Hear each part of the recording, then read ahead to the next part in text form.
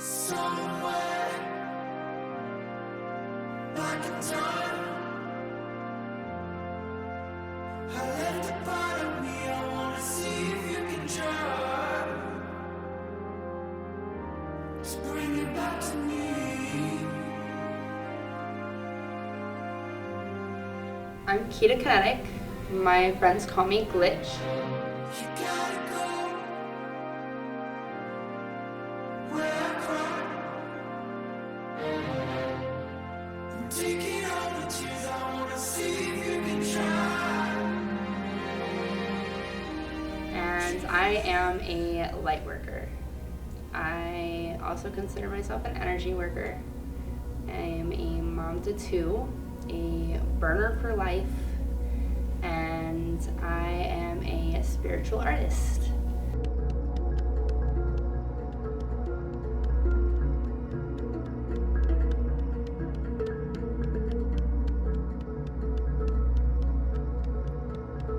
So an energy worker is somebody that really just taps into the energy, and they can really kind of feel what's going on.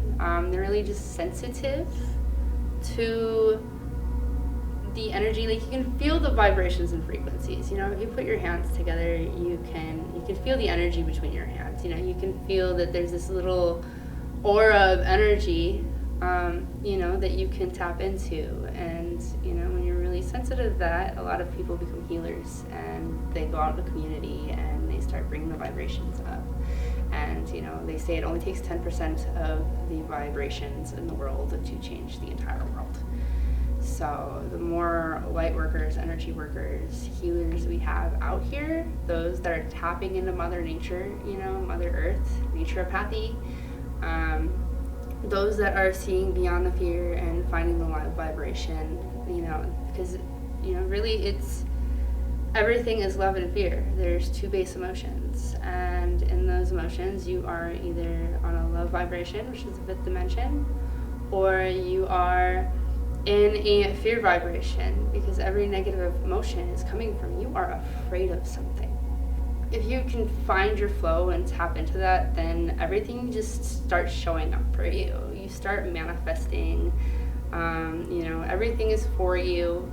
The world just starts showing up when you start showing up for yourself. You start taking care of yourself. Which really the 5 areas of self-care: physical, intellectual, spiritual, social, and emotional. And if you're taking care of those 5 areas, the more you tap into that and you know how to love yourself, then the more you're able to love others, because you only know how to love people to the extent that you know how to love yourself. It's like be love, receive love, versus act out of fear, behave out of fear, and you're going to attract reasons to be afraid, and you're going to stay in that hell. So I've just really tapped into my own love vibes. I've tapped in so much to the point that I've even gotten to experience heaven on earth. I've manifested a very beautiful tribe, a beautiful family. We're always out in the desert. We're always, I'm a fire spinner, and so I get to go out and spin fire, and that's very therapeutic in itself. Being able to just be surrounded with the sound of the fire and the heat, and just having that moment to where you can dive into your own space, your own energy, your own head, and you can just be, you can just flow. You don't have to worry about anybody else except for what you are doing and your performance. A lot of the times, most people are learning tricks, but I'm dancing. I love to dance. It really helps me tap into my energy. EDM, a lot of ravers, I have a lot of DJ friends. We make each other look good, really good, and we have so much fun. So with flow arts, I really get community. The people that are there just healing their minds and healing their bodies and just healing their social connections, really flow arts heals all 5 areas of my self-care: my physical, my intellectual, because these people are so bright. Burners are really smart people. Like, you know, a lot of autistic community, you know, gets into the scene, and it's just like when you combine so many bright minds together, it is very powerful and just beautiful to see, you know. So I got my physical, intellectual, social, and spiritual. It's a very spiritual community and emotional. It's like we're all there for each other. We're family. We're, you know, in the rave scene they say plur, which is peace, love, unity, and then there's the silent R, which is respect. We're always showing up for each other and, you know, just really love. So I create custom channeling boards.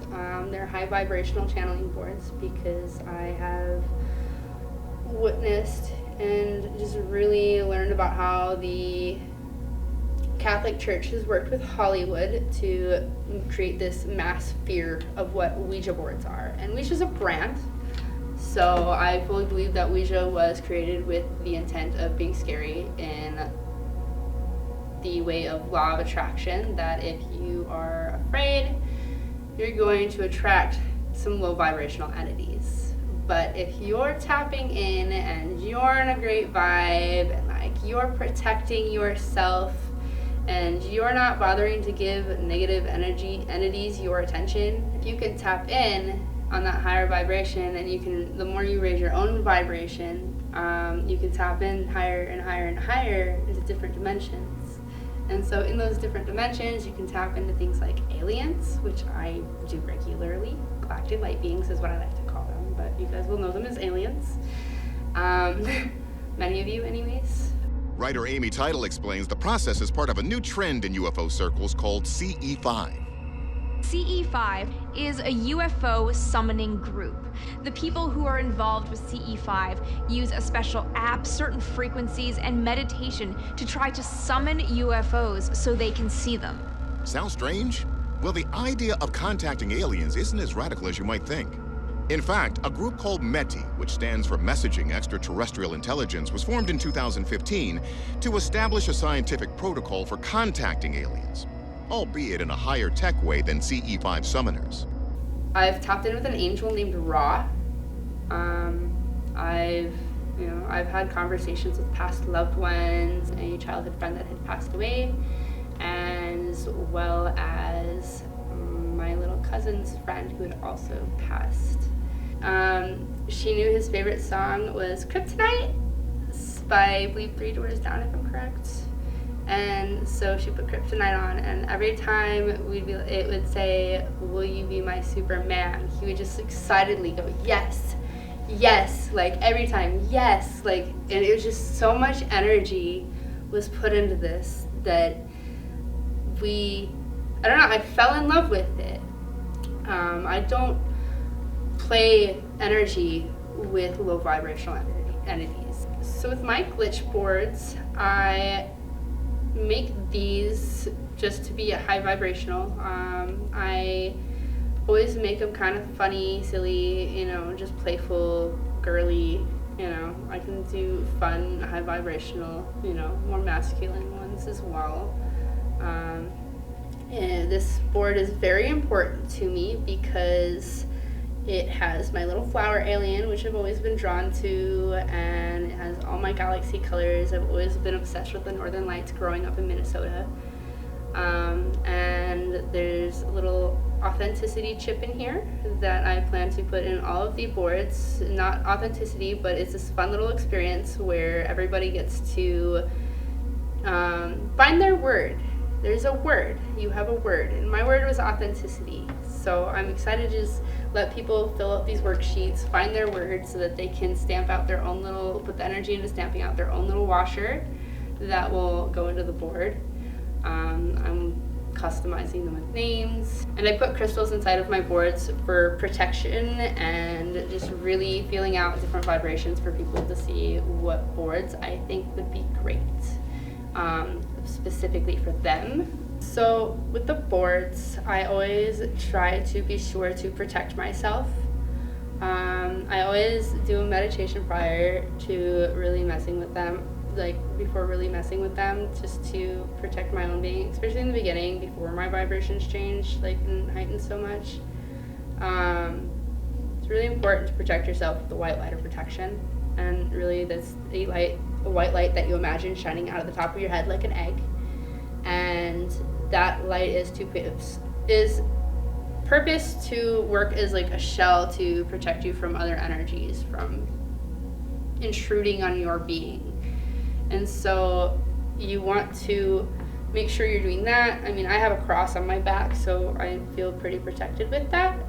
A lot of people wear like cross jewelry and whatnot, just to like, you know, whatever your belief system is for protection, you know. I make sure not to bring my hand, like not let the planchette go off the board, because that release, like don't let the planchette go off the board, because then that'll release energy from the board, from the portal that you were open. This is a portal, and they are really intense for manifestation when you are messing with them, and you know, when you are doing work with them, it's a very powerful manifestation. So you just have to be careful that you're inviting the right things to come play a part in your life, because you are essentially inviting that in, which is where I do not give low vibrational entities my attention. It is very important to vet the entities that you are talking to. It is important to ask them, are you of the light? Because if they're not of the light, they'll either tell you no, or they'll avoid the question, because the darkness can't even touch the light.